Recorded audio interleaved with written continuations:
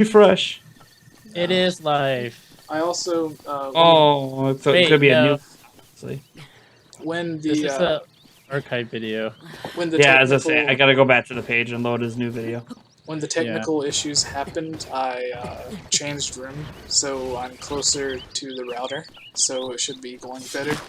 And I'm also Nice. plugged Yeah. in. See, I learned my lesson a while ago with my laptop. It's directly plugged in. Nice. Yeah, There's no I use Wi-Fi use it on the Ethernet. stream. It just Yeah. doesn't work. Um, yeah, cool. Well, we're going. We're back. Yay!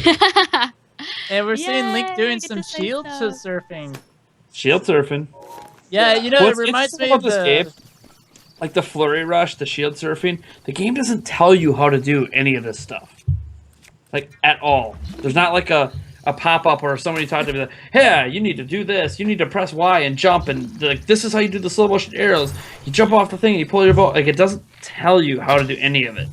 And what I think is kind of cool about that, and who knows, there might be some NPCs in a town that mention it at some point, is that what I like about that is a kind of a sense of discovery. Like you're not just exploring the world, you're also discovering new things that you can do with Link all the time that you didn't think you could do by accident. That's Sometimes really you cool. it reminds me of old school games like back on the NES and SNES when it didn't tell you how to do anything, and you would like button mash, and all of a sudden you do like this really cool move, and you're like, "How did I just do that? Yeah.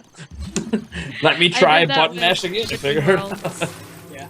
Link Okay. Between Worlds was like that. I was like, because I completely forgot because Link Between Worlds was really like it brought it back from like of course Link to the Past and everything like that, and then once you got the Master Sword and everything, you know, you're just kind of like swiping everything around, and then all of a sudden I swiped at full health, but I didn't know I was at full health, and then the beam of, you know, the Yeah, light comes out, and then you actually just kill everything, and I was like, what did I do? Like, how did I do that? Like, The I want to sword do beam that is back. again, you know? Yeah. There, and there's then I was nothing oh, like yeah. that feeling of discovery. And you're like, Yeah. oh my god. Yeah, and I think that's what I really love about Breath of the Wild is how little it tells you about anything. Like it's all just figure it out and have fun. It's very reminiscent of the original Legend of Zelda game, where you just sort of running around and Yeah, doing what- little bit more Yeah. direction. Really quick, Yeah. what is your YouTube? At What is my YouTube? No, not your YouTube. Sorry, Twitter. I'm posting another Oh, thing on Twitter. At Nate Jans. Okay, I see it right here. As I say, should add me on. I think we'll follow each other. Come on there. join. Oh, the tweeting is happening. Of course. Mhm. I suppose I could throw out a tweet. I can't throw it at Facebook for some reasons. I don't have a lot of outside Our of my Facebook's banned personal. right now for the next like 24 hours. The old copyright claim. What? Yeah, if someone copyright claims you on Facebook, it shuts down your whole page and shuts down your personal Facebook account. I didn't know that. Whoa. Yeah, it's way worse than anywhere else. And the thing is, like, I contacted the guy who did the claim, and he's like, "Oh, I didn't know it was going to shut down all this stuff." Well, sorry. Is there anything I could do to return it all? And I said, well, this is what Facebook told me. And here's what Facebook did. They give you like this long reference number, and then they say, yeah, give the person this reference number, tell them to email Facebook, and we will lift everything and get rid of the copyright claim, and yada, yada, yada. Like, okay, cool. So I tell the guy this, and he goes and says, that's great. So who do I email? I'm like, I don't know. It just says email Facebook. There's no email address given. There's nothing you can find on Facebook to email them. Like, there's no way publicly to email them about this specific thing. So it's like, yeah, thank you, Facebook. So, like, I filed a dispute claim. But by the time it goes through, we'll have access back anyways. So it's just... Oh, it sucks. Okay, real quick, back to Zelda. I don't know if you guys noticed this. Back to Zelda. I don't know if you guys noticed this, but I saw something really intriguing on the map, and it's that there are landmarks called Mount Hylia and Hylia River Yep. on the map. And Yep. is there a Lake Hylia in this game? Probably. There isn't. I didn't notice one in the demo area, but I would Because what? assume there's been a Lake Hylia in like so many games. So Yeah, but we've never had a Mount Hylia or a Hylia no. River They before. definitely recognize Hylia, like the actual goddess The Hylia, a goddess. lot. Yeah. The fact that the goddess statue is in the Temple of Time like tells you that Hylia had something to do with something, and the people love her. Yeah, about that, when I saw the Temple of Time video posted on Facebook originally, and I saw that statue, I came up with the wild idea of what if Breath of the Wild actually takes place before Ocarina of Time? And that they they just remade the temple, like they They reconstructed built it on top of the ruins of something else. Yeah, yeah. Like I because That Sorry, I What was thought it? you were- I was gonna I'm say trying to get a word in. no, because we see the goddess statue in there originally, and then that would explain why it disappeared maybe over time. Like you're Just talking about in the retweet Temple it. of Time stream. in Ocarina? Yes, yeah. Mhm. I don't Well, know. What did like- you guys think of that?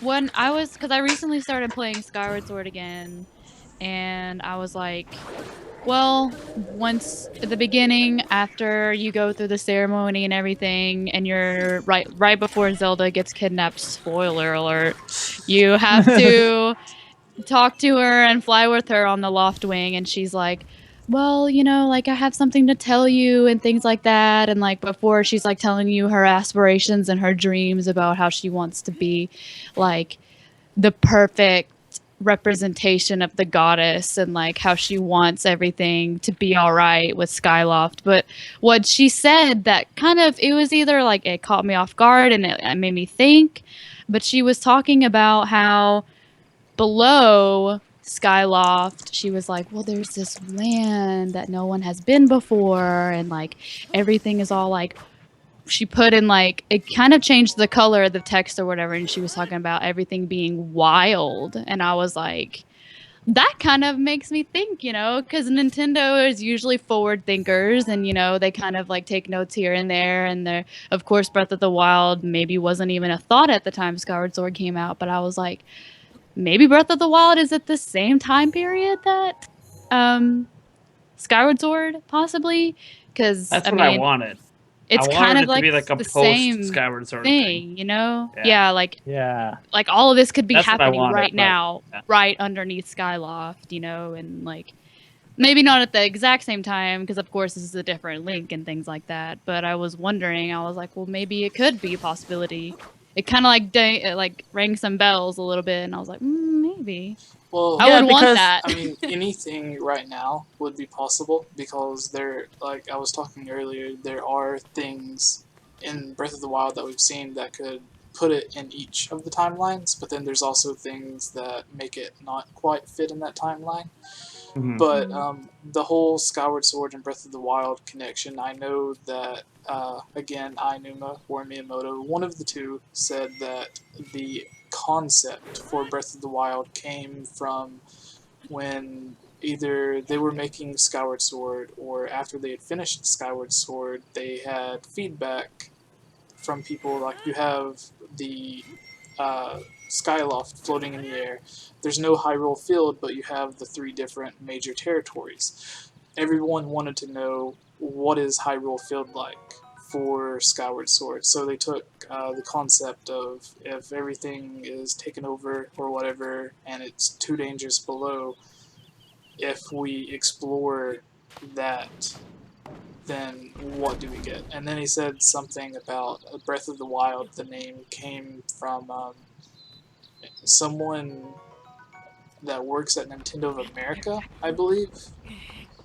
During the E3 interview, they said something like, whenever they came up with the name Breath of the Wild, and they explained what it meant to him, he thought it was a great idea for the name. And it's been months and months since I've read or heard this, so some of that could be a bit jumbled. but I think it's all Yeah, I there. might have to look that up. I'm trying to remember. Getting 'Cause out I my wasn't. Hyrule story I was right at now, 'cause E3. I wasn't covering it, so I'm like, Yeah, I like actually do I haven't really recall caught up hearing on that. all of the interviews yet. I'm gonna have to yeah, see if I can find out it was where like that was said. the major thing was like again, I don't know if it was while they were working on it or feedback that they got after Skyward Sword, but it was like you had the three main areas that you were confined to, and people just wanted to know like if you opened that up to where you had this huge Hyrule that connected everything, Sure. what would that be like? So Max Silver in the chat, said I hope there's a warping mechanism in the overworld. There is a warping mechanism in the overworld. It's called the Shika Towers. You can warp between them once you visit them one time. Oh, So you visit them once, you put your slate at the top of it, and it unlocks the map for the area. And once you've done that, you can travel back to it anytime you want. the Assassin's Creed. I think Yeah, Max kind of Assassin's Silver. Creed it, except the fast travel is based on the same points. Right. Assassin's Creed changes See, that a little, but that's yeah. really cool, but I think it's kind of a cop out because I would have loved for it to be confined to an item or song that you get in the game. Like if they would have given you something like an ocarina or similar item that you could use to warp. Sure. Like it's basically like in Skyrim or whatever, where you can just pause the game and fast travel somewhere. Basically like that. Well, it's kind of like just to keep the Zelda references going. It's a little bit like Majora's Mask. You have set points you can just play a song and fly to anytime you want once you unlock them. It feels a lot like that. Just from I only used it briefly because there's only like 2 spots in the plateau you can even teleport to. But it was nice for the fast travel aspect. I think it did feel like they copped out a little bit, but again, it's also a Shika tower, so it also makes me like, okay, why do these towers exist? Like, there's a lore reason why these towers are here, and they served a purpose that had nothing to do with Link teleporting. So what was that purpose? And I don't know. Supposedly, at least it appears, there was definitely a huge war that happened at some time in this land. And I'm wondering if these towers originally were watchtowers. And the Shika were like, yeah, let's like not make these towers useless now that like we lost or whatever happened. Yeah. I completely apologize really quick, Eric. I looked at the live stream and seen that half of your video was off the screen. Half your face. Oh my god. So I was gonna say something. I was like, I see a little of his shoulder. You could see it and that is my whole. That is my whole persona. That's his good side. Yeah, that's my good side. As long as we're getting the sexiness coming from Nathan, we'll be fine. I thought you were gonna say the sexiness from my shoulder. I didn't even shave today. Cool I recorded my podcast video with me not shaved, and I'm like, oh boy, I better throw a hat on so I look like a total douche. Hi everyone, you can now see me. So while you guys were talking about the timeline and everything, I hadn't opened my Hyrule story in a while. So you pulled out the Bible. I did. I was like, I'll be right back while you guys are talking. So I pulled it out and I was flipping through some Skyward Sword stuff. So like the is it Lenario Desert? Yeah. So that one raised a lot of questions for me, like is that possibly the desert that is kind of related to the desert that you go to in Breath of the Wild, or like did something happen there? Because if I can remember correctly, that's the place where you have to kind of like revive all of the kind of like the little creatures or whatever. I forgot what they were called, but you have to make everything kind of again. So I was thinking like maybe Breath of the Wild could either like touch on that maybe a little bit soon, or like maybe that's just completely like not even of the same timeline. But yeah, what confuses me with the timeline is that 100 years resurrection thing. Any theory I have for where this goes is completely thrown off by the fact that this is a Link that existed before, and it's been a long time. Yeah, I want to know who this Link is. Like, I'm just like, is this a Skyward Sword? And just fast forward to 100 years. my personal Was this the Wind Waker Link that, because in Spirit Tracks it's a different Link. So did the Link that founded the new Hyrule like travel back to the old Hyrule and like, yeah, Shika are like, we're gonna preserve you in some blue goo. Have a good day. yeah Yeah. my first theory for this after seeing the Koroks was obviously immediately you go Oh. to this is somehow related to Wind Waker. Yeah. So I thought Yeah. this was happening at the same time as Spirit Tracks, but in an old Hyrule.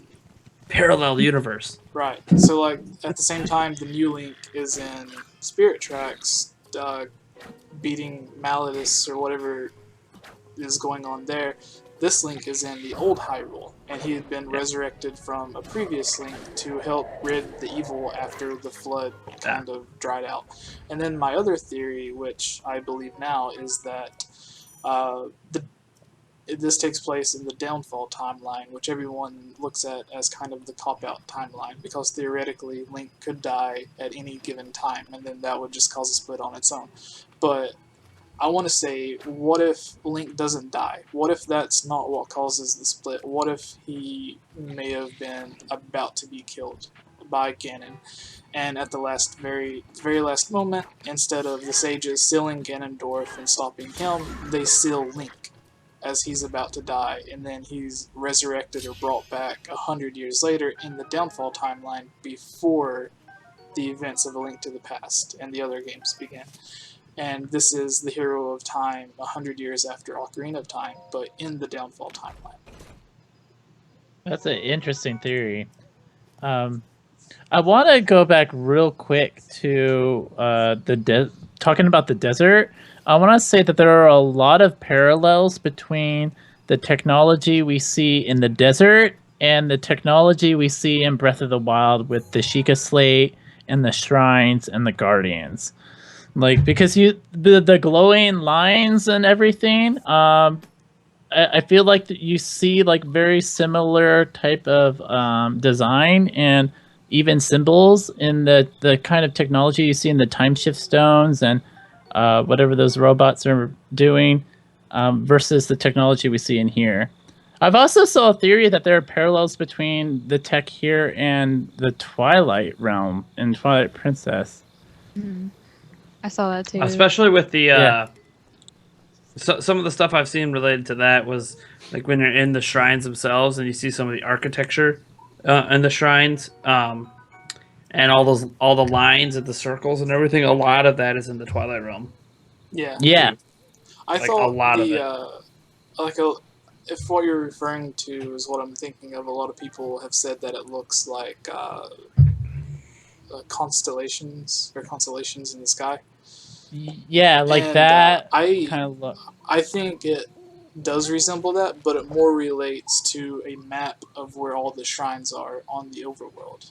Like, if you look at all of what would be stars and apply that to the overworld map, then it would tell you in the resurrection place, wherever Link starts, that these spots and these lines that connect them are paths between all of the different shrines in the overworld. That way, Very interesting. if you're lost or something, then you can kind of go back there and be like, okay, I know where these two shrines are, so if I follow this path in this direction, then I'll make it to another shrine, and then maybe I'll be able to find my way around. So maybe it's like a secret map that you kind of have to decipher yourself, A secret map. right? Oh heck yeah!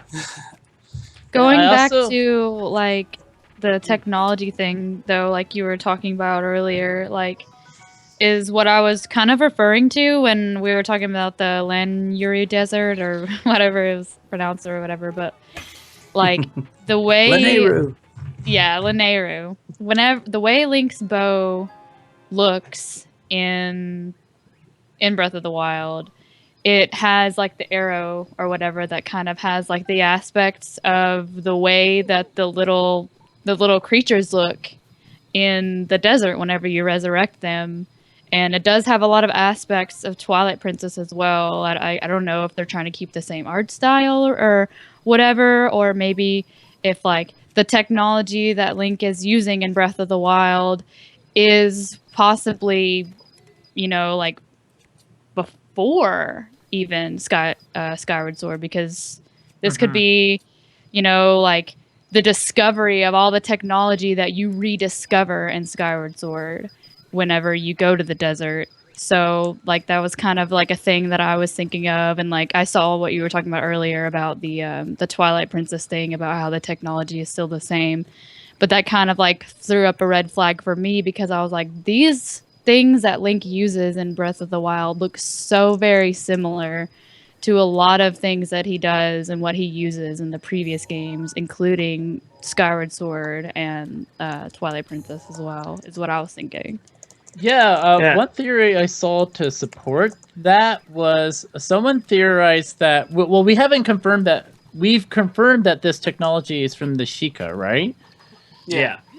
So, So one far. theory I saw is that long ago the Shika created all this technology, and that what happened ultimately is that there were Shika that decided they supported the royal family, and then there were Shika who decided that they didn't support the royal family, and the ones who didn't support the royal family ended up becoming the Twilight, and getting sealed away into, you know, the Twilight realm. And then the ones who did, you know, are the ones we end up seeing later in like Ocarina of Time and stuff. Which, like, I thought that was a really interesting theory, and that was the theory, you know, used to support the parallels between what we see here, the technology here, and in Skyward Sword, and what we see in Twilight Princess and the Twilight Realm. What do you guys think about that? Do you think the interlopers might be Shika rebels or something? A good friend of mine and another YouTuber that makes similar content, McIntyre Productions, he has a really strong theory about this, about like a Shika genocide happening, to where I think in his version of the theory, it's like after the events of Ocarina of Time, a lot of the Shika were, or a lot of the Shika tribe were looked at as what's the word I'm looking for? Traitors or whatever. So they were imprisoned, basically at the same place Ganondorf was in the Twilight Realm, and then they evolved into the Twilight by the time Twilight Princess takes place. And some of them, as you said, could have stayed and remained protectors of the royal family, which is why we only see Sheik in Ocarina of Time as the only Shika, but presumably... And Impa. Impa. Yeah, sorry. Sheik and Impa. And then in Kakariko Village was supposedly an entire village founded and lived in by Sheik, or the Shika tribe. And this could explain why they had vanished. That they were all sealed away in the Twilight Realm. Yeah, and if you look in Ocarina of Time, like a lot of the stuff associated with the Shika is very dark. They talk about they had like a bloody history and like the torture. Yeah, I'm like, what if this is all because of this, you know, civil war the Shika had among themselves? So there are some people asking questions I see in the chat. Moonjump Mania. So Jesse, since there's a link every 100 years, which, by the way, there is not a link every 100 years. That's incorrect. Is it possible that there is another link from the century that this link was resurrected in? Maybe that link is the only link with the green tunic. I personally, I mean, you can go ahead and give your answer on that, but my personal thought is that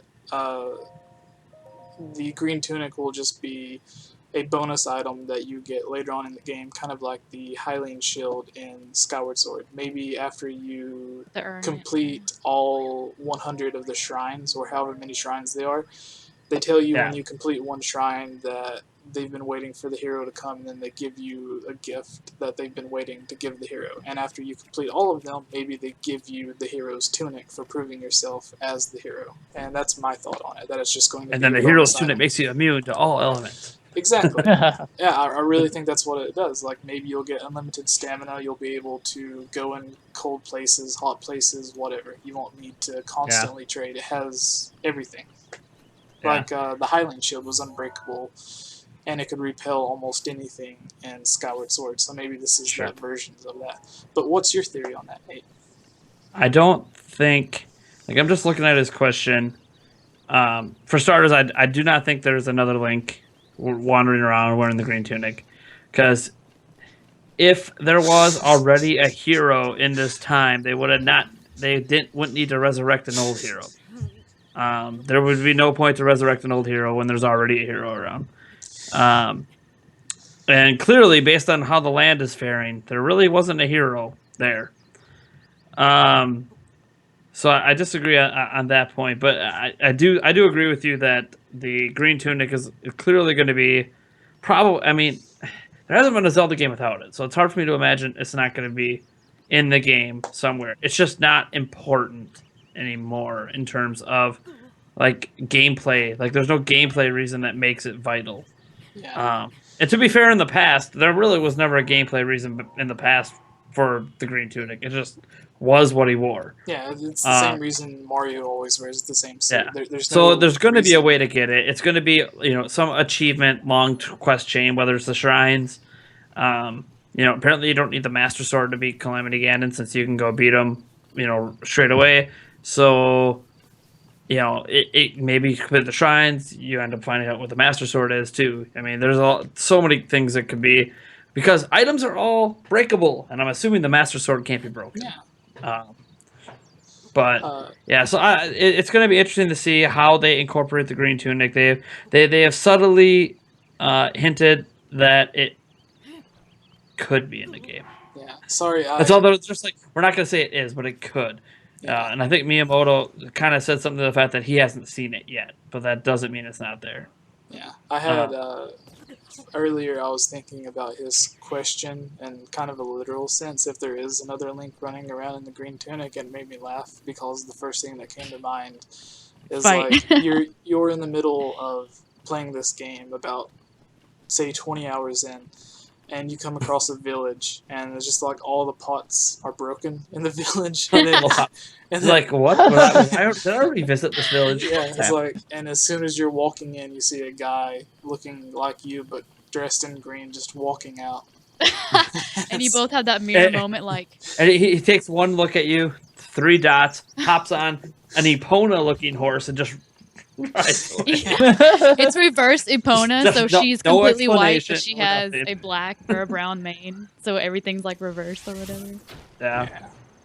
Oh no! Now we're getting into like the low rule territory. Oh no, I did. Yeah. not. Alright. Yeah. I've seen another question. Okay, someone. There's some good ones. There's the Temple of Time question I'm trying to get to, but the text keeps going by. Do you think that the Temple of Time we see in Nintendo's Facebook post is the Sealed Grounds Temple from Skyward Sword being built into the Temple of Time we see in Ocarina of Time? My answer for that is yes. Yeah. Well, in Skyward Sword, the temple falls down, so Yeah. it lands in the ruined area. So over time, it could be kind of broken down and destroyed, and there is the goddess statue inside of it that's showing like damage and stuff. So it could be that same place. But it also looks very similar to Castletown being completely ruined in Ocarina of Time. Yeah. So who knows? Like, there's Yeah, different things that connect to different things. Yeah, the thing that throws me off is the Temple of Time seems to be moving around. It's like either it's in the middle of the forest or it's in the middle of a town. The town, yeah. It gets But moved I definitely, around, statues moving in and out. yeah, I definitely think that the Temple of Hylia becomes the Temple of Time, because if in This is my Skyward favorite Sword, part of the footage, by the way. the fire. So far. No, Yeah. just how he's up on the cliff. They can't do anything about him. He's just raining fire down, getting his arrows out. Like, this is just awesome. This is like I'm a god. You can't touch me. Yeah. For the Yeah. people in the chat, this footage I think is from Polygon, but I'm not sure. It was the longest footage I was able to find that didn't have a watermark encoding on it. Yeah, Because there's a couple I out there think that had 2 or 3 hours. IGN had one that was like 2 hours long, but it was, instead of one long footage, it was just different footage taken from Cuts, different YouTube yeah. channel put together into one long video. Yeah. We just saw him throw his weapon, and I think I remember hearing from Treehouse Live that if you time it right when you throw the weapon, you can get critical hits. Yep. Yeah, you could do that with any anything, even not just the throw. Like, even when you shoot, if you actually like shoot an arrow and you hit him in the head, you can get a critical hit. Um, and the big deal with the throwing the weapons is throwing the weapons does more damage than swinging them, and there is a lot of times you don't want to throw your weapon because the enemies will pick it up too, but because you get kind of an indication while you're playing that your weapon's about to break, they always like that's when you throw your weapon because it's gonna break. So you might as well get one big explosive, awesome hit in. And the critical hits are Yeah. awesome. They're Jason, awesome. Like you can one shot something if you actually hit it. Well, at least in the demo area. I don't think later in the game you can one shot anything, but yeah, That drive's it's so cool. Ian64 asks if I've seen Pokey Motion or something. No, I haven't. He's been asking a lot in the chat. Motion. Pokey Motion, I don't know, something. I have not watched it. And then someone else had a Zelda related question. I don't know how much I missed. I just logged on. My question is, how many main dungeons do you think there will be? We already know there is 100 shrines or mini dungeons. That question's from Jason MG99. So Very good question. the rumor that first told us there was going to be over 100 mini dungeons said that there was going to be 4 main dungeons, which we also see in Majora's Mask. So if you look at it as Majora's Mask with a huge overworld and hundreds or 100 mini dungeons, then there's nothing to complain about because Majora's And Mask. lots of side quests. Right. Because if you think of 4 dungeons compared to, say, Twilight Princess, that is a very small number, but you have to remember Majora's Mask is looked at as a fan favorite among a lot of fans. So the fact that it has 4 dungeons, and if this game, if the rumor's true and this game only has 4 main dungeons, then yeah, that'll suck, but at least you get the 100 other mini dungeons to kind of hold you over. And I will be right back. Alright, and personally, I think that the mini dungeons, like, obviously there are going to be some that you go into, and there'll be 1 or 2 puzzles, it'll take 5 minutes to beat it, and then you're out. But I think there's also going to be some that are as big or bigger than, say, the Great Deku Tree in Ocarina of Time, which is a small dungeon, but is, for like a beginning dungeon, or for a mini dungeon, that's pretty big. So I think it'll vary in size, so it's not like you're going to get cheaped out and just get a bunch of mini dungeons that only take 1 or 2 puzzles to solve. And the one thing that I don't like is the aesthetic of all of the mini dungeons or the shrine. They have various different puzzles that can be solved in different ways using different items, which is cool because it gives you variety, but the look of all the dungeons look very similar to where they all have like the darkish gray colored walls and floor, and then the blue Shika lines that we see on top of the shrines and from the Shika slate and all that. That color theme, I think, will get old, but I think that's where the actual main dungeons, which they'll be obviously the fire themed dungeon, the water themed, forest themed, whatever, like they always have in Zelda games. I think that'll be a nice break from just having the same aesthetic throughout all the dungeons. I think they're gonna do that though, because like in all Zelda games, or not probably not all Zelda games, but in most Zelda games, in one way or another, they have the main dungeons, which is like the ones in Ocarina, where it was like first you do the forest one, then you do the fire temple, and then we like the have water almost temple. 80 viewers. That's awesome. Yeah. So, And then like you do the mini ones like you were talking about how where you do the Deku Tree first and then you go to the Dodongo Caverns and then you go to Jabu Jabu and then you do all that and then you get all the stones and then in turn you turn into Adult Link and then you go forth and do the dungeons where in Wind Waker you kind of do the same thing, you just don't progress in a timeline, but first you have to get the pearls and then you have to do all those dungeons and you have to do this and that to get all 3 of the pearls,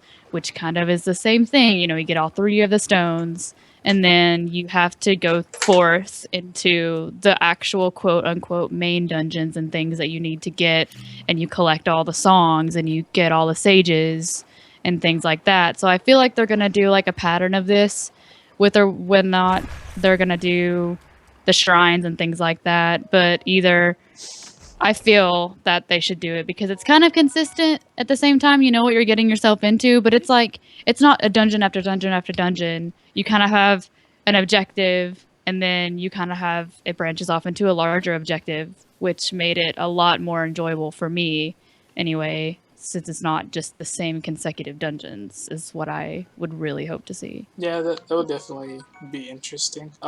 Real quick, since there are new viewers here that may have not been here at the very beginning, why don't you two go ahead and introduce yourself? Because if people are enjoying this Zelda gameplay with us talking to them, maybe they can check out your guys' Twitch, since it's basically the same thing. woo!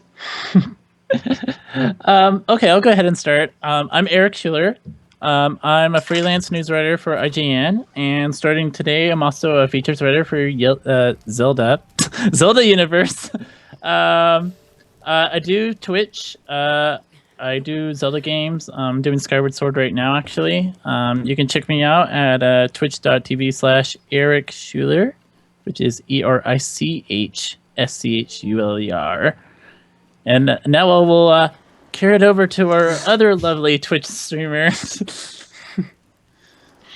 Well, my username on here is Nominator, so I'm gonna go ahead and introduce myself as Hannah. On Instagram and mostly everything else, I go by Hannah Hyrule. Ironic as that is, while I'm here. It's a very But lovely name. I love that name. I was so happy it wasn't taken. Yeah. But speaking of that, though, I do Twitch every single day. I've started Wind Waker. We're about to wrap up Wind Waker. I've started Skyward Sword at the same time. My Twitch name is twitch.tv/Hannah Hyrule. But sadly, speaking of that, somebody stole my Twitch name. So it's Hannah with 2 H. Yeah, it's Hannah with 2 H's, and then you put Hyrule. And I stream every day. So yeah, feel free to join us and talk about Zelda stuff like we're doing now. Yeah, That's- I definitely welcome. Oh wow, they're okay. Sorry, but they're actually in the Temple of Time right now, looking at the goddess statue. Yeah. I was gonna say, like, I've actually found both of you about the same way. I was already following Eric, but he was streaming Skyward Sword. I went and checked it out. We talked for a good hour or two on his stream, and I found you basically the same way by searching Zelda on Twitch. So awesome. Yeah. Yeah. Yeah, I'm Um, definitely gonna follow Hannah Hyrule. Yeah. With 2 H's after Hannah. Yes. Lethal Sad. Jaws, you say you have a question. Don't comment and say you have a question. Just go ahead and ask the question. Oh, I wanted to comment earlier about the dungeons. I think that Breath of the Wild is sort of going to be like an extension of Skyward Sword in a way, because Skyward Sword, I believe, was Nintendo's sort of first step into trying to merge dungeons with the overworld. Yeah. So yeah, and I feel like with this, like this game sort of takes it to the extreme where like you don't really know when the dungeon begins and where it ends. And I think if we do go with that kind of gameplay, there isn't really the need for like many dungeons, because you have like puzzles and stuff happening all over the place. So, and I actually sort of like that approach, that seamless approach. Yeah, we have seen that there's already mini bosses in the overworld, and we've seen that with Skyward Sword, to where the fight that you have with the what's his name? Uh, who? The imprisoned. Oh yeah, the yeah. imprisoned. Yeah. Yeah, so like they have boss fights in the overworld in Skyward Sword, and in this game we see that there's mini boss fights with the rock Yeah, the monster. Steptalis. Right, and so it makes me think, how many other types of mini bosses are there? Like, obviously there's going to be puzzles and stuff that you have to solve in the overworld. So maybe while you're in the middle of solving a puzzle or something, you'll be confronted by one of these monsters, because the step type, whatever his name is, uh, the mini boss that's the rock creature, like when you confront him, he just looks like a bunch of boulders laying on the ground. You have no idea that it's an actual enemy until you get close to him. So I'm thinking maybe you're cutting down a bunch of bushes, and then whenever you cut down a certain bush, maybe it's kind of like a Deku monster or some type of grass enemy that comes up, and now you have to fight it. Nathan, welcome back. We were just talking about in Breath of the Wild. Eric wants to talk about how the overworld may be looked at as having dungeon-like elements in it, kind of like in Skyward Sword, how in order to get into some of the dungeons you had to solve puzzles and stuff in the overworld, and it kind of combined, in a way, the experience that you get in a dungeon but out in the overworld, and maybe they'll take that to the next level in Breath of the Wild. And I was just talking about how there's already mini bosses, like the rock mini boss that you would have no idea was actually there until you get near a boulder and it just pops up. So maybe there's other types, like something in a pond or a lake, or something that just looks like a bush that you go to cut down, and then all of a sudden a monster pops out. Yeah. I think because when I left, you're talking about numbers of dungeons and stuff. I think dungeons in this game are going to be very organic. And when I say that, I mean a lot of times in Zelda, dungeons are, outside of ones that are built around like a castle or something like that. They're basically holes in a wall that are separated from the rest of the world. So you're inside a volcano, or here's a temple that's magically in the middle of a forest. It's all segregated out from the rest of the world. And sometimes it confuses me because I'm like, okay, well, what's the purpose of this forest temple? Why does it even exist? The forest just grows around the temple. Like, it grows around this temple, and there's a boss at the end. What is the point of this thing even being here? And it's been something that's really bothered me with Zelda and how it handles its dungeons is they don't feel organic. They feel like they're kind of plopped into the world and didn't really serve a purpose outside of to just be a dungeon. And how the world works is things aren't just made to be dungeons. That's not how it, like how it would be nice is if it's something that is organic feeling into the world. So say there is an inevitable dungeon that takes place in the volcano. Well, whatever areas are in the volcano that are part of that dungeon, it has this natural progression where there's a reason for that area to exist that has nothing to do with it being a dungeon. So what comes to mind places, for me when you say that really quick is the Goron mines in Twilight Princess. How it has an actual purpose. But some of the rooms, some of the rooms in it, I question what their purposes were. Like the magnetic ceiling. What was the purpose? Yeah, you could just build a bridge. It was just obviously it was to create clever puzzles, but it's just I'm hoping that instead of being segmented out, like say there's only the 4 dungeons as the rumor suggested, that those dungeons are massive, and sometimes you'll be in it and you won't even realize you're actually in a dungeon because it's just part of the world. And it doesn't really click for you that it's a dungeon until all of a sudden you get to a point that feels like a natural progression in a dungeon would. And Skyward Sword, they kind of experimented with making the land kind of like a mini dungeon before you enter the dungeon. And I think in Breath of the Wild, it's Breath of the Wild. So like, don't even realize you're actually doing anything. You just think you're exploring. And next thing yeah, you brought up mini bosses in the overworld. Well, next thing you know, you unlocked a door that you had no idea that you were even supposed to unlock. You didn't even know it existed. And you're just progressing this stuff. You just think, oh, cool! I found like this neat little cave, or I found this neat little thing. And actually, this whole last 2 hours that you've been exploring this area, that entire area was a dungeon. You just didn't even realize it.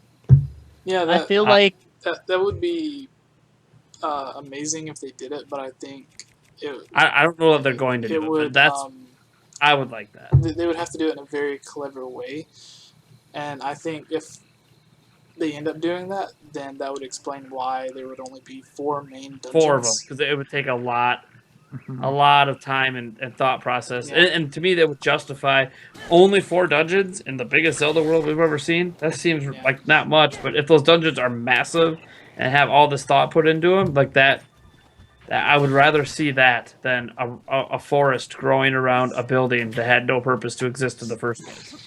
Yeah. I feel like if they achieved that, we would have achieved Miyamoto's ultimate goal for Zelda, because that was his inspiration. He was just like, as a kid, he was just wandering in the countryside. Yeah, and he found a cave and he like checked it out. Yeah.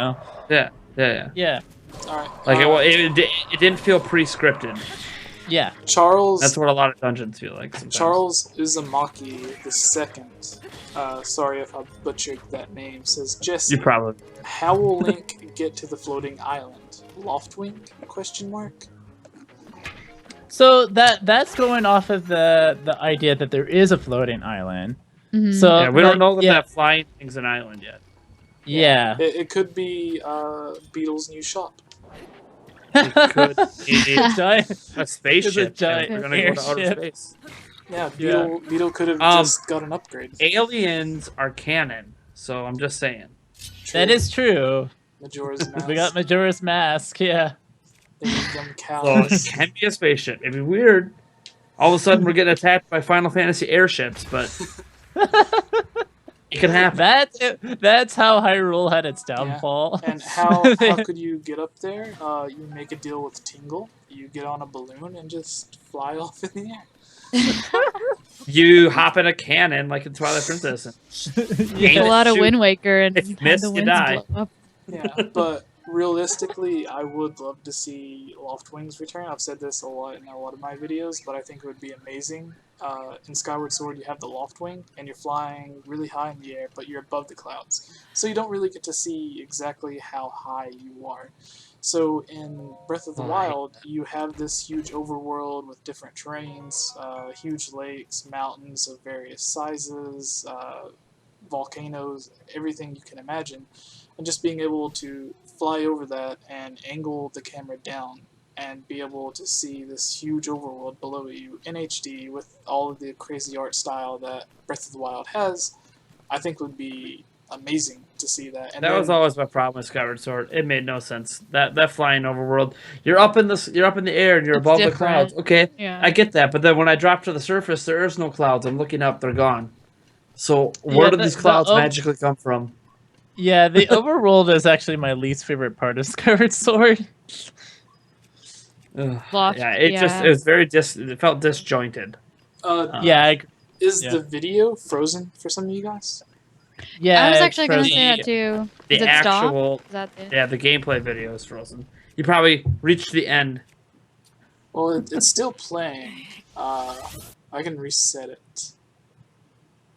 So, Because our Although, cameras are still working, looks like. yeah, the cameras are working.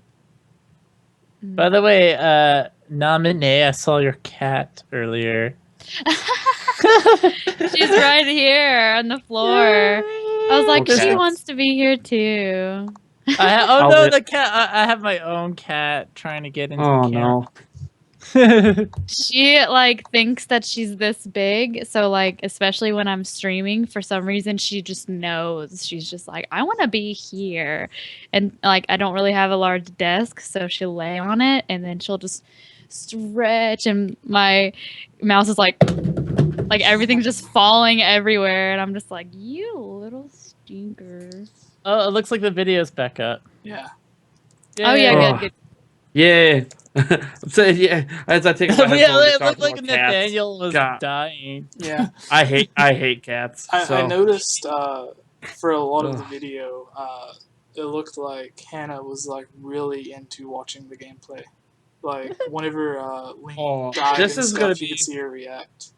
This is like one of the few games that I will like tune into other people playing. Like I don't really watch live Yeah. streams.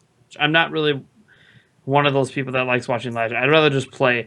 And as much as I want to play this game, because of how much there is to do, I think I'm going to be so thoroughly thrilled to watch other people discover things that I missed. Yeah, because it's like when you start out and you start doing stuff and traversing in the overworld, there may be ways of getting to a place that you wouldn't even think of.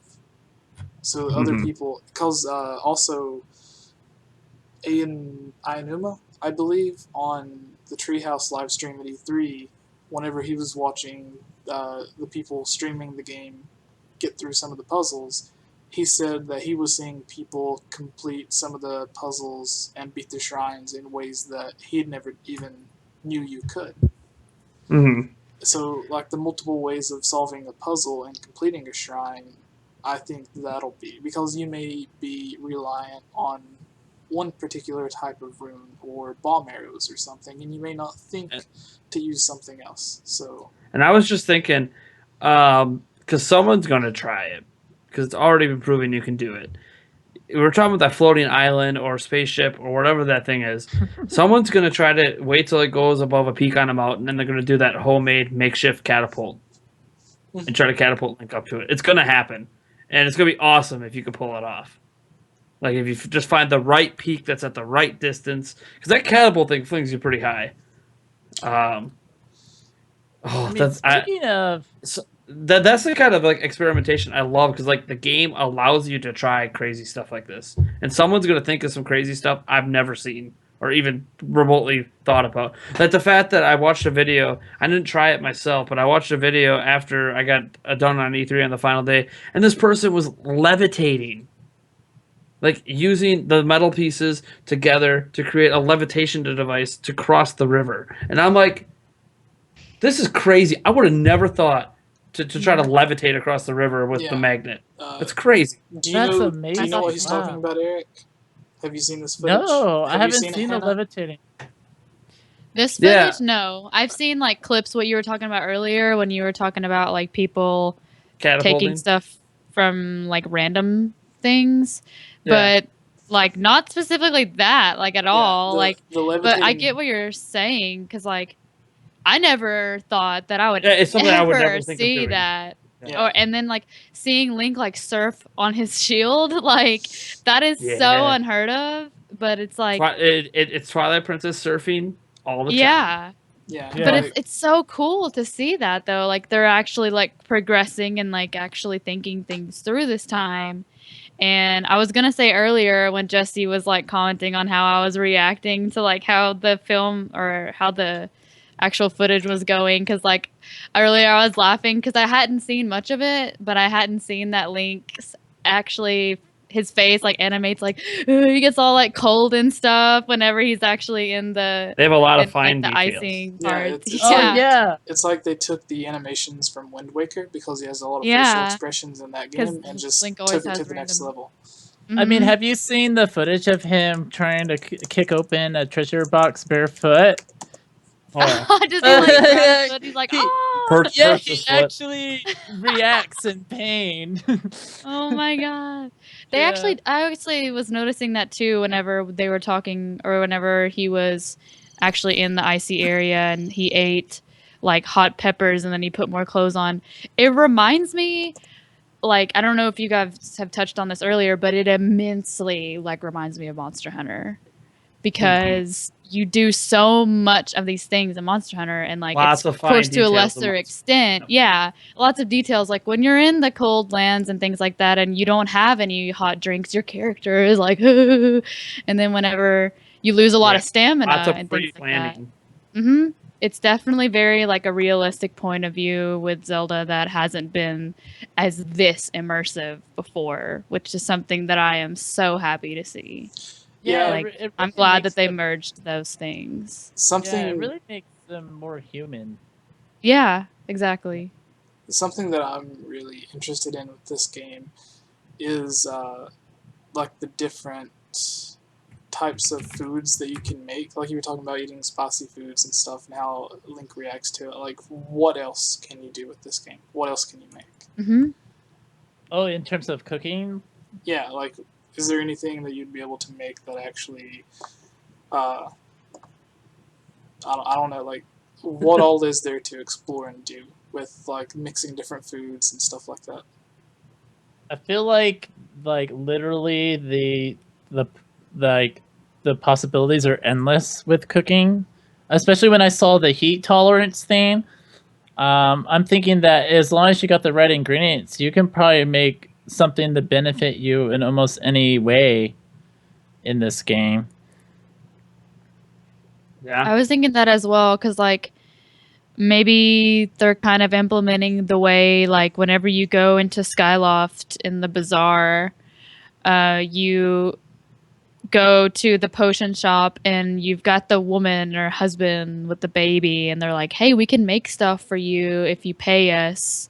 So we can make you like give you this hero potion and you'll be stronger for this amount of time and like you can get the red potion and you can just regain hearts and things like that." But like I feel like they're kind of not necessarily pushing that out completely, but there's not shops you can go to in the wild. So this is all Link. Like you have to like forage and like make Mhm. things out of nothing because you are by yourself trying to survive and you're actually being, like right now, like he's finding like food right now, like prime steak, so he can use to replenish his health because you can't be like, oh well, I'm just gonna walk to the market today and just buy something. Like you're in the wild, so it's very like it's very very intuitive to where things are actually supposed to be and places that aren't supposed to be there and things like that. You And know I'm what I just really realized? excited. I'm watching this footage. It's something I never thought about. A long time ago, when we were still calling this thing Zelda U, and we had no idea what was going on. Feels like forever ago now, even though it really wasn't. This was probably like 2 years ago, right after the Game Award footage came out. I made a Boss Man video that said that I thought that Link was going to be a hunter and gatherer. I was Oh, 100% correct. Like I just realized, like it's a realization that I need to go back and watch that video because I can't remember why I thought that was going to be the case because we had no idea the game was going to be anything like this, and then all of a sudden, that's exactly what we're doing Oh, in this game. that's something that I want to ask all of you. When we just had the one trailer or the two, I guess the second one was like a brief clip of Link riding up, and then suddenly he has the Shika tablet slate thing with him. So when all we seen was that footage and the little cinematic that they claim is actual gameplay, where Link hops off Epona and shoots the arrow. Good. uh-huh. Yes. When that's all we knew, and the little information that we actually had, whenever you develop the ideal of what you wanted or what you thought Zelda Wii U was going to be, when you actually seen Breath of the Wild, when you actually seen how you traverse the world, what the Great Plateau looks like, the starting area, the shrines, and everything, how did that differ from what your preconceived thoughts were? And did you have higher expectations, or did it meet the expectations you had? Were you let down? Was it better than you thought it would be? What were your guys' thoughts? Okay, I Tell guess us I'll the start. future. Yeah. I just feel like tell us the future again. There was the future. I got lucky. I got lucky. I honestly, I honestly, when I saw the gameplay footage after seeing that trailer, it was actually beyond my expectations. I wasn't really. I guess I wasn't really expecting too much. But then again, I didn't know what to really expect. So, I mean, I fell into the problem before where I got really hyped for a game and I end up. Sorry, I'm dealing with my cat, and I ended up getting really disappointment. And I'm thinking of Twilight Princess. Actually, I was actually so hyped up for Twilight Princess that I ended up being disappointed when I first played it. But now I have an appreciation for Twilight Princess, FYI. But I was going to say you could just leave. no. I played it again, and it's really good, and I recognize it for a lot of things that it did for the series. No, Like, I think the worst of the Zelda games are still better than half normal games, if that makes sense. Like a bad Zelda game is I still a agree, good yeah. game. Yeah. Mm. But yeah, I was actually the Breath of the Wild footage that I saw at this past E3. I was so impressed with what I saw. I don't know what I was expecting, but I wasn't. They were talking about doing an open world Zelda for a really long time. It was rumored for a really long time that they were going to do open world Zelda, and there was the talk of Aonuma being inspired by Skyrim, and and I was like, yeah, sure, I'll whatever, I'll see it when I see it. And so now that I actually see what they're working on, I'm like blown away at what they've been able to pull off for a Zelda game, and I'm really thrilled to play it.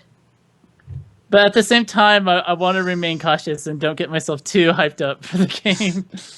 I thought the same thing because, like, if you kind of look back, let's say, like, back to 2011 and, like, things like that, where Skyrim came into play, it's 2016 and they are still making profit from Skyrim because Oh, wow. people Yeah. want Now they have the an remake open coming world out. game. Or Like, the- and they're like remaking Skyrim now, and they're like, of course it's very, very immersive and things like that. And then they did GTA 5, where GTA 5 was so, like, everybody wanted to play GTA 5. The map was supposed to be huge, and it was huge, and it was awesome, and there was just endless possibilities. So it's kind of been like a trending factor in games now where people want an open world game. So they're not so much as a linear path that they have to go through every single time that they play a Zelda game, because when you play any kind of Zelda game, it's like, go to this dungeon, get this item is special only for this dungeon, and then you go to the next thing. Whereas in Breath of the Wild and things like that, you can do whatever you want. And they let the player have that freedom where you can just be like, hey, I kind of want to do this and things like that and this and that. Because people play on, touch elbows with the thing, like, haha, Link doesn't ever save Zelda because he's always doing other things, like whenever you're fishing or doing something like that, or you're in, like, the towns and you're playing, the Battleship game in Wind Waker, like the sploosh and things like that. Because it's stuff like that is fun, and you don't always want to be so linear. Yeah. Yeah. So it's like this like kind of pleases that factor in you where you're like, I don't really want to do work right now. I kind of just want to play. Yeah. Yeah. So you can do whatever you want in Wind Waker, or I'm sorry, in Breath of the Wild. So I was like, I really was thrilled. Like, this was way more than I expected when Zelda U was the thing when it came out. Like, oh, Zelda U, and I was like, oh, it'll be an open world game. I'm see how that goes. And now it's just like, it has blown me out of the water. Like, I'm just thrilled. And I think it makes a difference that all of us here have a history with Zelda games. So we've come to sort of Nathan just started playing 6 months ago. What? Did you really? Okay, so great. I'm glad you can provide a fresh perspective, because I've been playing Zelda since Ocarina of Time. So I've been playing it since 1999. Actually, I didn't get it in '98. And so I've come to recognize these patterns in Zelda games. And, things get predictable. Like you said, the item, you use this to defeat the dungeon. This is what you do for the boss. So the fact that they're going in such a totally different direction with this new game has me, like, so excited as I guess you could say, a Zelda veteran, because it seems fresh to me. Yeah. Well, Eric, that was a bit of a joke. with What? Nathan. It was a joke. Oh, darn it. Yeah, like I don't. If you think I that was gonna. if you think the person that Meanie. runs one of the biggest, if not the biggest, Zelda website just started playing 6 months ago. Hey, I'm not gonna judge. Considering that I've been running Zelda for like 7.5 years, Yeah. but this is a very interesting thing because what we have so far in the game is exactly what I imagined this game to be in my head. It's not what I expected it to be. Um, I a lot of people when they were getting hyped over the Zelda U footage and the sparse details we had, I was like, yeah, but Nintendo's never made a game like this before. They did the original Zelda, but that's a massively simplified version of what we have here.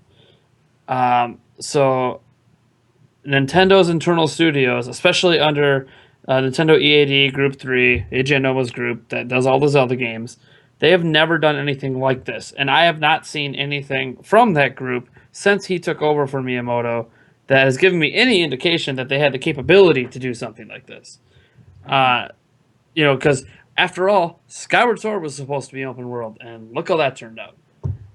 So it's kind of one of those where I had no faith that they could do anything like this. I had no faith that they could get rid of hand holding. I had no faith that they could make a game challenging because AJ Nomo himself has openly admitted how much he struggles with the Zelda games that were more challenging and that he doesn't find that to be fun because he can't beat them and he thinks that people want to be able to beat the game.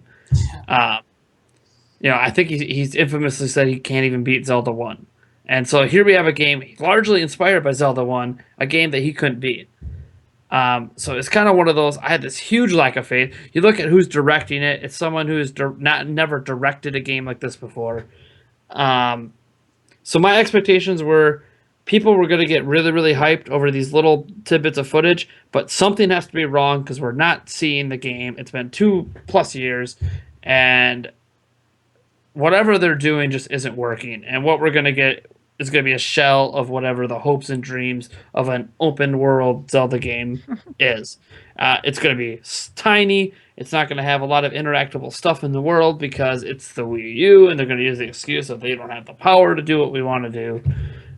Even though clearly hardware that's less powerful has done stuff like this before. So I just thought it was going to end up becoming another Skyward Sword where they wanted it to be open world, realized they couldn't do it, and fell back into, well, it's kind of open world because, see, we have Hyrule Field now connecting everything, so it's open world, but it's still a linear set path. We've never seen them tell a story like this. I'm of mind that the storytelling they're about to do in this, no game has ever done, where you could go to all these different areas. Even like the Witcher series is open world, like it's very open world, especially The Witcher 3, but the story is linear. You just go, all the story progression is on a straight path. Even in Mass Effect 3, like where your decisions make a difference, the actual story still happens at the exact same point for all the players at the exact same time. And in Breath of the Wild, they're kind of like, no, man, you go over here, you might get a little bit of story at this spot. You might go over here and get a totally different part of the story at this spot. And somehow, all of that progression is going to fit together and not confuse people. And I don't know a game that's done that. And this game, I'm so excited. Yeah. This game, as soon as I saw the trailer and I was like, okay, cool. The trailer's showing off some cool stuff. Let me actually play this game. Let me see, because I was really excited by the first trailer. Not as excited by the Game Awards footage. Touched the game and I'm like, they did it. This is literally what I've been dreaming about for 3 years. Right? Yeah, I think part of I could watch this footage all day. Yeah, they actually pulled off what they said they were going to do, and I was like, whoa, this is it. They actually created all they really said is we're making an open world Zelda game. Yeah. That was it. Yeah. They didn't really give us any expectations for what that means. Yeah. Outside of mentioning, in Skyward Sword we try to do it, and we're gonna break conventions. And you're like, oh, okay. And then one of the conventions they mentioned, and we're gonna break conventions, like the idea that Zelda has to be played solo. And I'm like, okay, so Four Swords Adventures, we did that. Oh, Triforce Heroes. Okay. Like, I'm like, what do you mean break conventions? Because he still wakes up. The very first thing, oh, Link wakes up. Okay. But Aonuma did it's mention that he resurrected. wanted to keep that for like Yeah, I tradition. know. For nostalgia Yeah. reasons there. Yeah. Waking up. I have a quick question, Nate. You touched on you can go like from the moment you start out in the game. If you go east, you'll have a completely different experience than someone that decides to go west. Maybe Yeah, infinite yeah, replayability. one like if you start out going east, the very last thing that you might come across, or the very last town, village, whatever that you come across, could be the very first town that someone comes across if they go west, and just like the complete opposite direction. So, Yep. do you think, like, if you go to say Kakariko Village, far off in the east, if there is a Kakariko Village, and if it whatever. So if you go Yeah. there to the east, you get part of a story that kind of progresses the game. Do you think it'll have branching paths to where if you go to the east and you do a story there, it might affect something that happens in say Zoro's domain, to where if you would have went to Zoro's domain before going to that village, then you would get a completely different experience. For example, um, let's say Zoro's domain is flooded for some reason. And if you go to Zoro's domain first, you'll see, not flooded, frozen. You'll see that it's frozen. You can't really do anything there. You can talk to a few people. They'll talk about, oh, it's frozen and we need help. Can you go do something in this village to help thaw it out to save us? To where if you would have just started out going off in that direction to where you needed to go to solve that problem, then by the time you get to Zoro's domain, you've already done what you needed to do to save them without even realizing it. Do you think Um, something like that could be possible? so this kind of branches into something we talked about earlier with the environmental changes, like what you do impacting the rest of the world, or having a lasting impact. And I kind of mentioned that I don't think it's going to work that way, and that kind of extends to here. I think a lot of this stuff, especially in a game this big, with how the physics and everything works, I can't imagine that they put in the forethought to you do a quest that accidentally helps something else in the world. I think instead what it's going to be is because all the story seems to be told through NPCs and through villages and through side quests, I'm assuming too, is that say I go to a certain part of the world and I learn all the stories, and then I end up going to that Frozen Zora's domain later. What that means to me is going to be different than what it would mean if that was the first place I went to, because it's kind of like even with Calamity Ganon. All we know at the beginning is we want to stop Calamity Ganon. That's great. You can go there and do that, but it's going to mean something different to you if you go and experience some of the story. And like if I go to a village off to the east and they tell me that hey, in Zora's domain, like my daughter went there and I went after her and she was frozen in there, like practically frozen to death, and she's sobbing about it. And that's a part of the story I'm not going to get if I go into the direction towards Zora's domain, because I'm just going to see, oh, this is frozen. A couple people, oh yeah, there's this item in there. Go get this item. That's great. Now, and through that process, I unfreeze this little girl, and I have no idea what significance that means. Why is this girl here? What's up with that? And then obviously later on, you'll find out, oh, she was there from the parents, and that gives me two different experiences on the exact same thing. Where one, I want to go there to save her daughter, and then on the other, I saved her daughter kind of through sheer accident, not really knowing what's happening, and I find out later when you go to the village and she's like, mommy, that's the guy who saved me," and you're like, what? Yeah.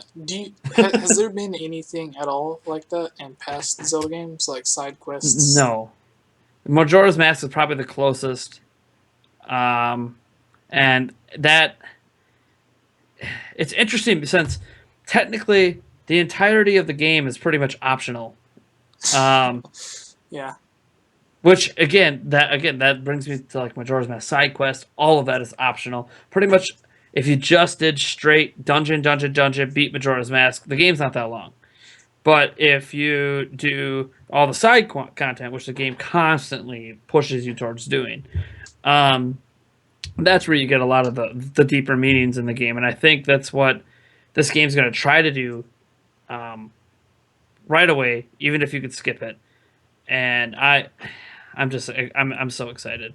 I can't think of a Zelda game that's done it exactly this way.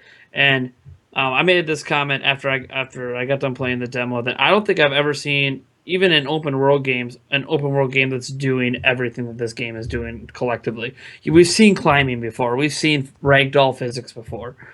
We've seen destructible equipment. We've seen even stamina meters. Like other games have that. Skyward Sword had it. We've seen all this stuff before, but nothing quite collected in the unique way this game is handling it. And I think story is ultimately where this thing's gonna blow up. Because I can't recall an open world Zelda game that's potentially exploring an open world game period that's exploring story the way that this is, where all the story could be all interconnected, but because you learn different parts of it at different times, depending on what you as a player choose to do, it's going to completely change your experience of that story. But yet it's not going to be it's not going to be confusing. I use the example of saving the daughter in Zora's Domain before you even know she's in there, and going there because you know she's in there. Like that's two different mindsets. When you get for the exact same experience, that it's the same objective, but you approached it from two different angles that give you two different story things. And that's what I'm hoping is that end. Obviously, this is hypothetical. We don't know anything off the plateau. But based on how they said you could go anywhere, to me, that's the only way the story can work and the side questing can work. Is everything has to be interconnected. Like it can't just be, you go here and you're like, hey Link, this is your great great great great great grandfather, and then you go over here and it's like, hi, I'm your mom. Like that doesn't make any sense. It has to all be interconnected, and sometimes you're not going to realize those connections, if ever, if you don't continue to explore. Yeah. Another thing that I was thinking. That's what excites me most about story in this game. It's like they're subtracting story where you don't have to do this stuff, but at the same time, I want to. Why? Why was I asleep for 100 years? What's up with did I want to go to sleep? Did someone just knock me the hell out? Yeah, I call it environmental storytelling. So I'm a huge fan of it, where you want to explore the world just to discover what has happened. Yeah. Why is Castletown ruined? Another example that I was thinking of is, say you go somewhere, like you can go in any direction you want. There's multiple ways of getting into a certain place. So let's say if the Great Plateau is like right here in the middle, and then there's a village up here. You can go straight to the village from the Great Plateau, but if you go up and travel around and you get behind it, maybe there's a village near it and you can't specifically get to the village that would be close to the Great Plateau. Maybe there's a river or something blocking it, and we know you can build bridges with trees and stuff. So let's say that you chop down a tree and you make your way to this village, and then all of a sudden everyone in the village is excited. They're happy that you gave them a way to get out, make it to this next village, and do whatever they need to do. Whereas if you would have just went to the village straight from the Great Plateau instead of like circling around, then you would end up in a village full of people that are kind of stuck there. They don't have a way to get out. They don't have a way to get food or whatever it is they need to do. But you circle around that and you save them before you even find out the story. That that's another example to the whole Zora's Domain thing. But Hannah, for you, you've been quiet for a while, so do you have anything that you're excited about or any questions that you want to discuss about Breath of the Wild? Anything? Discord. By the way, Justin Camara said that Discord is much better. It is. It just doesn't have video chat. It is. Oh yeah. No video chat. Someone mentioned Google Hangouts. Google Hangouts is okay. It does work really well with live stream on YouTube, so that's something that maybe Jesse can look into for future ones. Yeah. I'm just a fan of Skype. It's where I already have everybody. So Skype crashes all the time. Oh, I hate it. Anyways, I'll leave that alone. I used to love Skype until I turned on Discord. Anyways, I would love to hear from the lovely Nanami.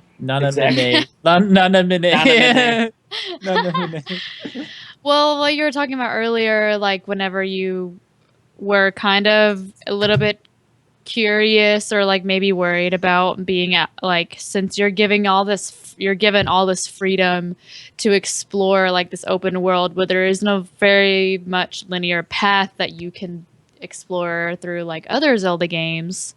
So that does kind of come into play where you kind of do things out of order that kind of might seem out of place, and like, why did this guy say this thing to me whenever this thing happened a different way, and like, why is this happening? And oh yeah, that's why it's happened, but this thing has already happened. I've already told someone about it. It's so like mismatched and out of order. But what I kind of think that might be a thing to really avoid all of that confusion is like NPCs, like all like I don't know how other people play games, but specifically when I play Zelda games, I want to talk to everybody. I want to know what everybody says. Yeah. I want to know what they had for breakfast this morning. I And want to that- know that's- everything. That's literally from the every only way you could play Majora's Mask. Yeah, and like, and in Breath of the Wild, of course, there's not that many. Like, there's nobody really to Well, say much about. They but- said in the E3 demo that they took out a lot of the NPCs and villages Yeah. and stuff, so it didn't ruin anything. So who knows? Yeah, You're and on- that, yeah, that you're on quote's your been- own. that quote's been a little weird about that because it's almost been extrapolated now where they're not sure if they were talking about the Great Plateau, if they were talking about the additional areas that they went to in the treehouse footage. Yeah. So it'll be interesting to see in the final version if there is any more NPCs and stuff up in that area, or if it's just Yeah. nope. Yeah, You just get that paraglider and move on with your day. Because it's like a lot of people think that the NPC, like you just think another human-like figure, but we see the Koroks all around. They're part of Yeah. the game. They're NPCs. Yeah. That revealed They a give lot you of the seeds, story. and they explain absolutely nothing about what those seeds are. Yeah. Yeah. Here's a Korok seed. Here's some Okay. seeds. And I think the Koroks in this game are going to act similar to were they Mai-Mais in A Link Between Worlds? The collectible Mai-Mais, Yeah. where you get weapon upgrades and stuff. Yeah, I think they may act Yeah. something similar to that, where the gold Skulltulas in Ocarina of Time, like, instead of the golden spiders or the Mai-Mais throughout the overworld, you're going to be coming across these Koroks. And then as you collect 10 of them, as you find 20, 50, 100, however many there are, you start unlocking different things, whether it's arrow upgrades or different potions that you can take or different recipes. Who knows? I think one NPC that we are neglecting to mention is the old man. Mhm. Yeah, he seems to have a significant role in the series. Yeah, I have a theory video on this, and it's probably more of a cool thought than like anything else. But it's basically like, what if most Zelda games have something to do with time travel? Even in Skyward Sword, you get to the very end, there's a little bit of time travel there, and then there's obviously the puzzles and stuff throughout with the time shift stones. And we know that this Link was he wakes up after 100 years or whatever. So what if how did it go? Say like this Link, he is his own original Link. He's not a Link from another game, but he is put in a sleep because he's seen as the hero or whatever, and he is awakened when he's needed, and then he goes out on his adventure to stop Calamity Ganon and save Hyrule, and you get to the whatever happens like in the first part of the timeline, whatever happens, like you're not able to defeat him, you're not strong enough, so then you get sent back in time, like to the previous 100 years, to find yourself and put yourself in this state until you're able to go through and defeat Ganon. So like you're going back 100 years to put the original Link to sleep until he wakes up 100 years later. And in that 100 years, the old man is just the Link that went back in time, learning and studying all this knowledge to finally, when his past self wakes up in the future, teach him everything that he needs to know to destroy Ganon, if that makes any sense. It's really confusing, but I thought the ending of Skyward Sword was just as confusing, so because you go to the past to kill Demise, but he's present in like both timelines. So yeah, I don't know, just a crazy theory. Well, if you kill him in the Theory, past, theory, wouldn't he no longer exist in the future? Well, don't they say in Skyward Sword that Demise exists like through both the past and the present in that game? That is true with the time shift stones. Infinite That's split yeah. timelines. Everything is possible. Yeah, that is true. You know, Okay. Nintendo they made that knowing that they could do whatever they want with the Zelda Oh, series. we just did the Yeah. downfall timeline. All right, cool. So now you just literally made infinite timelines possible. Yeah. Thank you. Yes, exactly. There's infinite timelines Okay. possible for So- every scenario. So a quick thing that I have is, if you remember back when Majora's Mask 3D was being promoted, they had the Miiverse interview where they were interviewing someone acting like the Happy Mask salesman. And at the end of the interview, they asked if he could come back, and he said that he's been appearing all over the place lately. That he may be appearing in a new game going forward. My personal thought was Grezzo remade Ocarina of Time. They remade Majora's Mask. They got a little bit more freedom with Majora's Mask than Ocarina of Time. Maybe Nintendo's seen how well they can do things if they're given the opportunity. So maybe they were like, oh, hey, go make another 3DS Zelda game using the engine, the assets that you're already used to using with Ocarina of Time, Majora's Mask. Just make a third Zelda game in that style. I thought it was talking about Grezzo's next project, which would have the Happy Mask Salesman in it. But we seen Triforce Heroes come out, so maybe the Happy Mask Salesman could end up in Breath of the Wild. Maybe that was the game he was referring to. Do you think that's He a was possibility? he was kind of in Skyward Sword already. When you first walk into the marketplace in Skyward Sword, there's the guy who's kind of like this, and he's Yeah. got like Yeah. the face, He and has you know, all the features of the Happy yeah, Mask Salesman. and he walks around and like kind of like follows you. So, and you buy the first shield from him, so you can like progress and get better shields. But Yeah. he And- sells everything, and he kind of like makes the vocal noises that you would think that he would make. Yeah, and So the I Happy feel like Mask, they're gonna do that too. The Happy Mask I love his Salesman, angry face. he also Yeah, also happy and weird and creepy. he Yeah. I forget which one, but he also appears in one of the Oracle games. And there's a side quest where I think he's like starving, and you have to bring him food or something. Do you know which game that is, Nathan? It's either Oracle of Seasons or Oracle of Ages. The Happy Mask Salesman. There's a side quest that you have to do with him. I have no idea. Well, one of the two. He's also. I should know, but it's been a long time since I played those games. Yeah. Oh gosh. So, does anyone else have anything they'd like to discuss? I think we've been going on for well over 2 hours. So, Blow up those rocks, Link. I know. I'm watching him climb the rocks. Yeah. Cube Yeah. bombs though, like mwah, I said Cube the same thing. bombs. Cube Oh bombs. my The god. cube bombs. I You just don't love have to that. The hold only thing I it. can think of is Wait. cube cheese. I really want some cubes of cheese right now. I'm glad Like, I'm not I the love only that. one hyped for cube bombs. Yes. Yes. Oh man. Like in Wind Uh, Waker, when you first started Wind Waker, and you have to like get Medley across the bridge so she can go to the Great Valoo or whatever. If you don't throw the bomb at the right time, when you have to get the rock to explode so everything fills up with water so you can swim across, the bomb goes off the rock and it rolls into the water that at the fountain it's sitting in. The rock's sitting in. Yeah, you missed And I my was like, why won't conversation. you stay? Yeah. I was love- playing. Yeah, I was playing Skyward Sword. I was in the one of the fire dungeons, and there was like this platform that was being raised by lava, and you had to throw the bomb on the platform to like explode this rock entrance, and it kept rolling off the platform. And I was like, if only I had some cube bombs at this moment.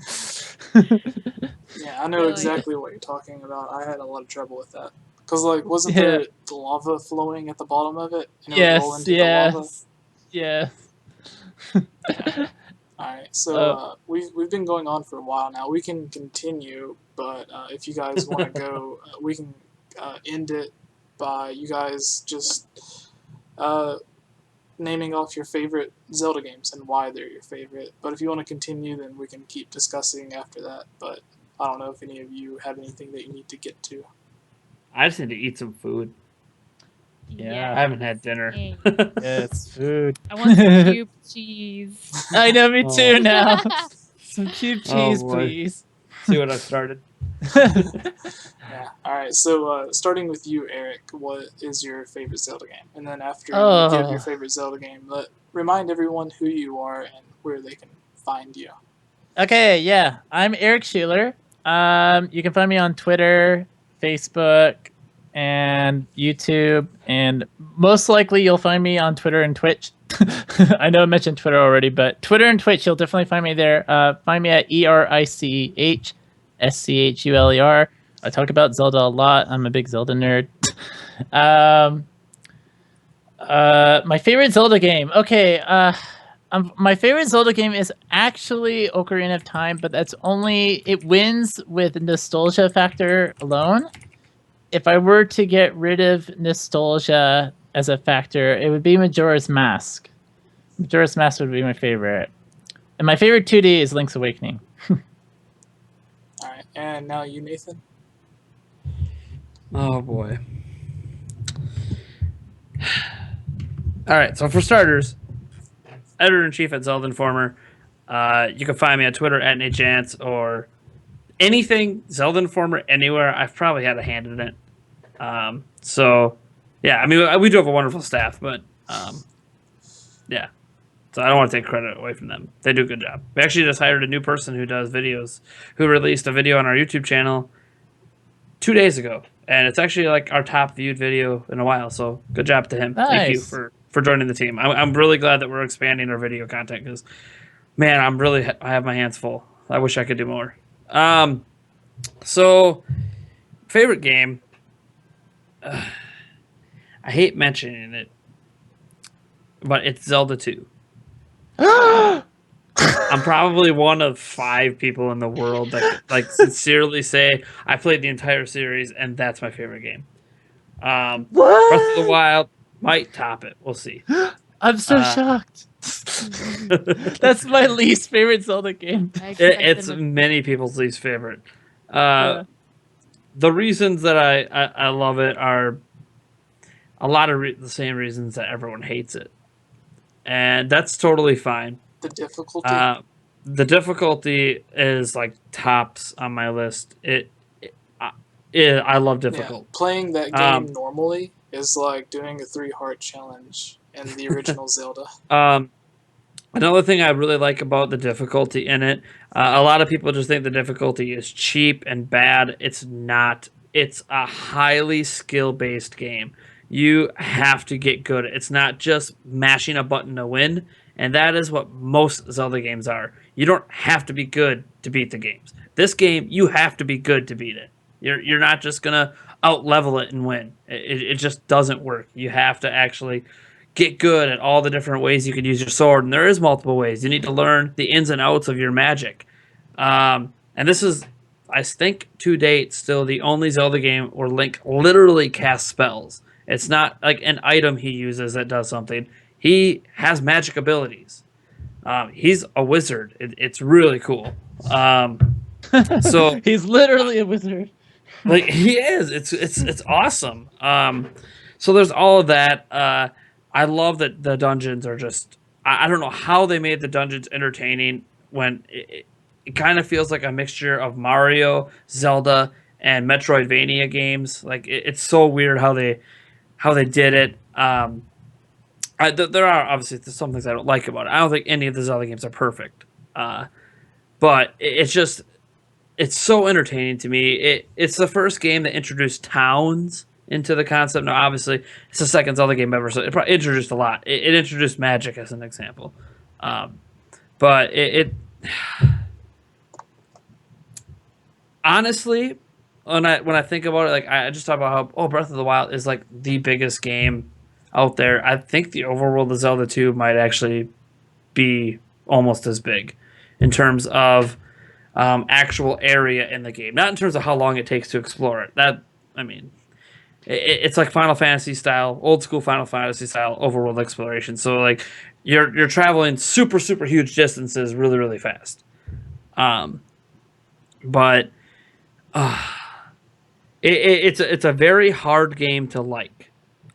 But if you enjoy challenge, you enjoy um, very high skilled combat. Like to date, I've always played Zelda for gameplay, not for story. Story is awesome.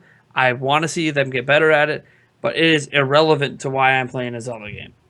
I'm playing it because I'm having fun, and just there's so much fun I have with that game. And when I die, I know it's because I screwed up. Except for Dark Link, you can suck it. You are a cheap whore that suddenly is better than the very best players of the game, and everyone resorts to that dang crouch in the corner cheating method. Don't go to That- Spencer's. Oh. How are you better at all the moves? You could do them faster than you could pull them off with the NES controller. You cheap bastard. And hey, I mean, it might be wrong. It's clearly not what Nintendo intended, but I still of mind today that I am recovering my hearts by visiting a whorehouse, and the fact that like I'm a kid and this girl's like coming to my home, and I come out and I feel better. Even as a kid, I just knew that like okay, something happened. Like This isn't Like, right. It leaves. Like at in Final least Fantasy, like you touch go in to the there and it imagination. shows you falling asleep on the bed. So like, there's no implications in Final Fantasy when that happens. In this game, it's like no, just come in, coming real quick, 5 minutes, you will feel better. Like what? What? Come into my home. I feel like bad and dirty saying that. Like earlier, when Jesse was like talking about something or whatever, and he started going like this, and I was like, Well, he was thinking about that moment. my mind should not be this far down in the gutter. It's just in Zelda 2, it almost it felt like Zelda for adults. And I don't just mean like in the sense of the prostitution stuff. Like it didn't bother me when I was a kid and I experienced it just this is a normal part of the world. Like if this is a thing, this obviously isn't out of the ordinary. So I shouldn't be like grossed out or offended by it. Like this is the world that they live in. Like, and if you think about, as I started growing up, Zelda 2 actually made me want to look into medieval, century kind of 15th century kind of living over in Europe and Great Britain. Just how like that prostitution thing sounds weird, but like that was a real thing back then. Like no one actually thought that was weird.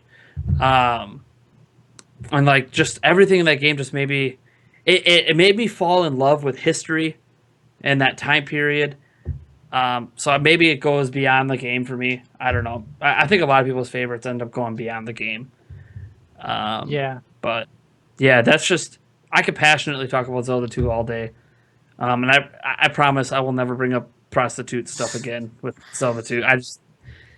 I can't help it. To this day, I don't care what Nintendo says. Like that is what is implied. You actually give me a great idea. I want to bring you on for like another discussion video like we had before E3, but just talking about, in your opinion, why Zelda 2 is the best Zelda.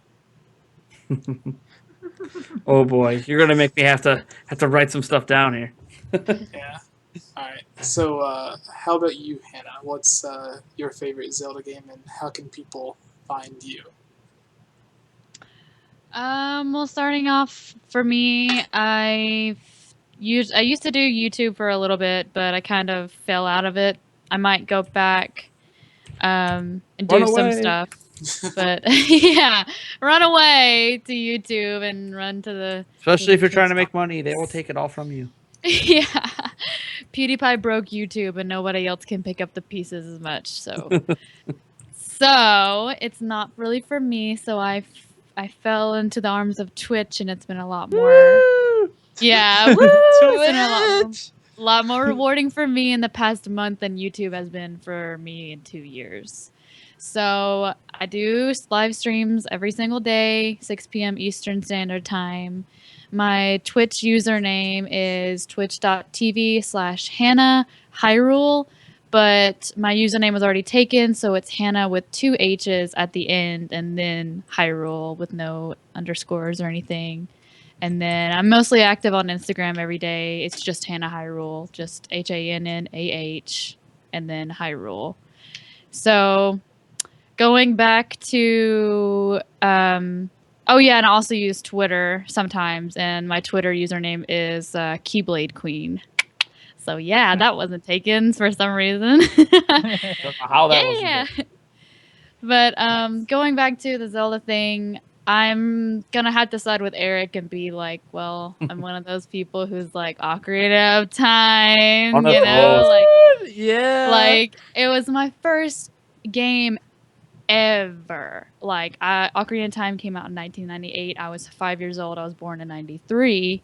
So for Christmas, I think Ocarina of Time came out in like maybe in the spring. I can't remember when exactly it came out. So that Christmas I got an N64, and then I got Ocarina of Time, and me and my brother played it like 4 hours. Like, and I would play it so much that we had one of those old timey TVs where it was like made out of wood, and then like if you wanted to, you could take off the knobs. I would play it so much when he was at school that he would take the knob with him to school, so I couldn't play on his system without him being there. Wow. So I played Ocarina of Time. I know that game forwards and backwards. Like I know where all the gold skulltulas are. I know how to get all the bottles. I know like where this is, and I know where that is. I know what kind of fish are in the pond in Lake Hylia.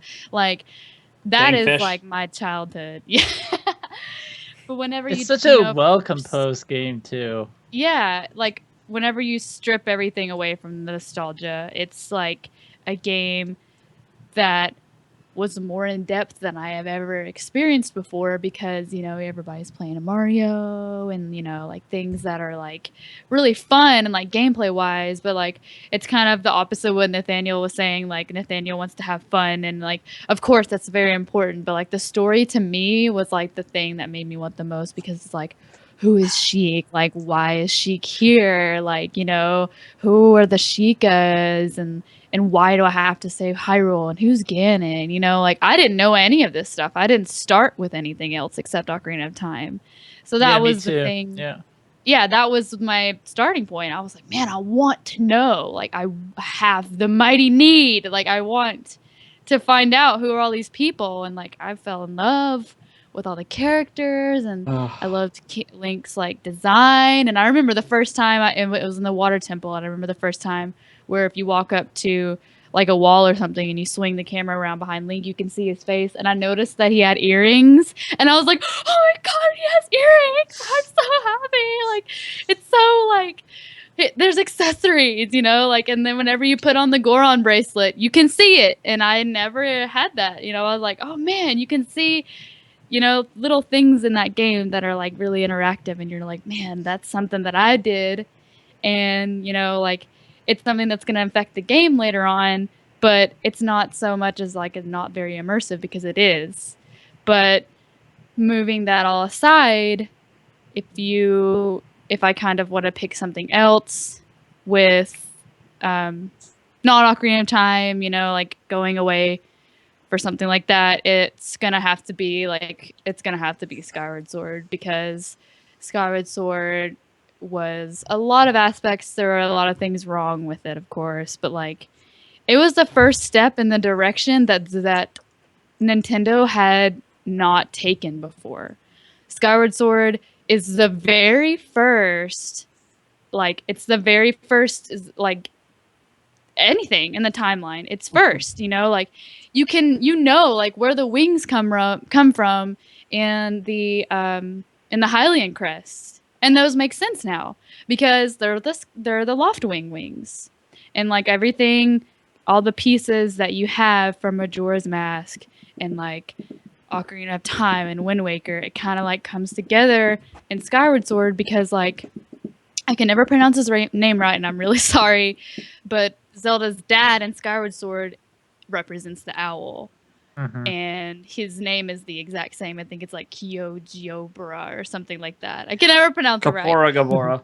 Yeah. And I was like, Yeah. oh my god, it's him, you know, like they brought back aspects from Ocarina of Time, which was so important to me, and like I love it, and like things like that. I was like, man, that happened, you know, like that's a thing that's gonna happen, like in Ocarina of Time, and like things like that. And like you start off as a knight, you know, like you are the knight of Hyrule, like you're not just Link, and the spotlight's on you, and you're so important because you're Link, and like you're the hero of Hyrule and things like that. You're with other knights, and they have to do the exact same bullshit that you have to go through. You have to be a freshman, and then you have to go through the training and things like that. It was kind of more like a realistic view of Zelda, whereas like Except in they don't other sleep Zelda in. games, Yeah, but see, yeah, if Groose was you're in real. if Groose was in Ocarina of Time as a kid, I don't think he would have needed the Garon bracelet to pick up the bombs. Wait, what Yeah. about that? What about that one Kokiri Exactly. guy, Milo or whatever? He'd be like, "You need a Yeah. sword and a shield." He makes an appearance in Skyward Sword. I don't remember who he was. I think he was in the yellow tunic, but he was a senior, and he was kind of like, you know, pushing you around a little bit, not so much as Oh, Groose. But Pipit. I think so. Like I don't remember his name. I think it started with an M as well.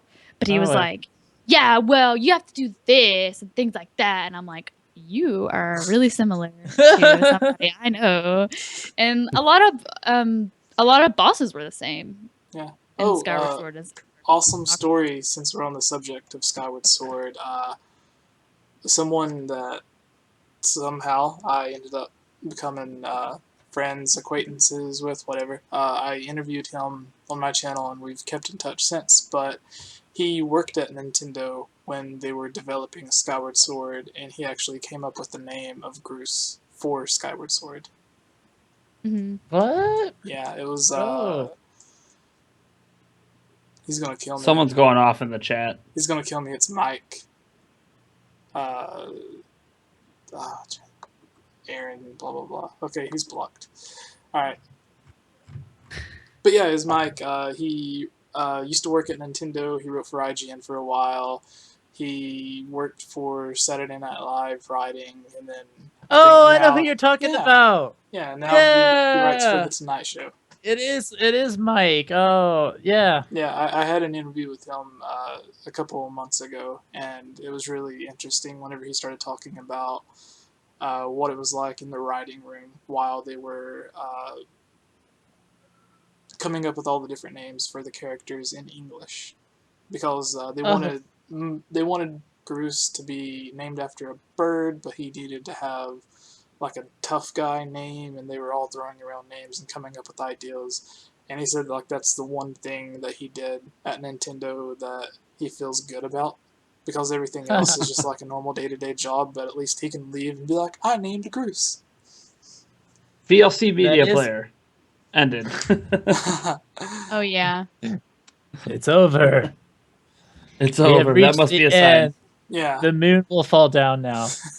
Yeah, alright. So, thanks everybody for watching. I think we had up to 80 or 90 people at one time, so thank you all for coming in on the live stream. I don't normally do this, but since it went so well tonight and I have a free day tomorrow, I might do another one tomorrow. But it's not about me, it's about Eric and Nate and Hannah, so thank you guys, and please go check them out. Go to Zelda Informer, read all the articles. Watch Eric play Skyward Sword. Hannah's playing through Wind Waker right now. Go check them out, and thanks for watching. Yep. Bye.